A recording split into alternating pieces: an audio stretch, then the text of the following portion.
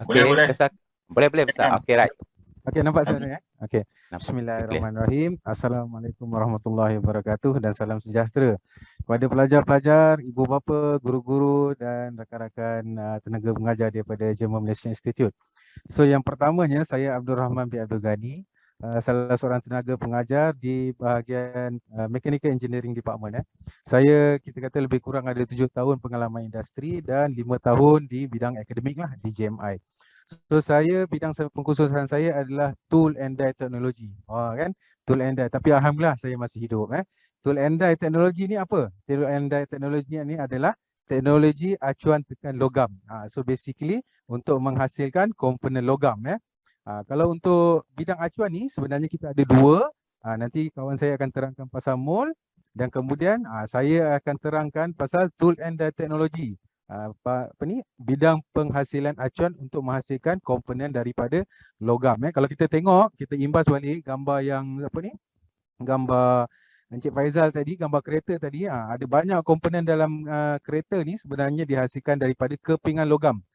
Jadi sebab tu kalau kita tengok, kalau kereta ni accident, dia remuk macam keropok kan. Sebab apa? Sebab dia punya thickness dia tak tebal kan. Jadi sheet metal ni ataupun kepingan logam ni biasa yang paling tebal pun 6 mm ya. Jadi untuk bidang pembuatan yang paling sesuai adalah bidang tool and die technology. So apa pelajar-pelajar akan belajar di bidang tool and die technology ni? Kita tengok daripada sebelah kanan atas tu, pelajar-pelajar akan belajar untuk menghasilkan komponen ataupun mereka bentuk komponen logam. Kemudian kita akan buat proses. So kita akan fikirlah macam mana supaya daripada satu proses kepada satu proses kita dapat hasilkan komponen tersebut. Kemudian kita akan study. Kalau kita tengok sekarang ni banyak industri dia pergi kepada optimization of design kan. Jadi kita nak tengok, kita nak pakai material yang ringan dan juga tapi dia high strength. Contohnya macam aluminium 7 series kan. Jadi kita akan buat analisis. Gambar yang kat bawah sekali tu analisis. Kemudian selepas kita dah buat analisis, kita akan buat pemesanan. Macam CNC tadi, kita akan melibatkan CNC untuk kita menghasilkan acuan kita seperti di atas sebelah kanan tu. Okay?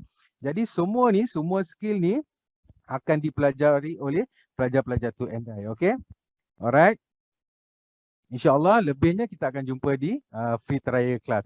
Alright, seterusnya kita kalau kita tengok kalau saya tengok balik dalam enjin carian Jobstreet, ada banyak company yang masih mencari kita kata teknologis dalam bidang tool and die ni.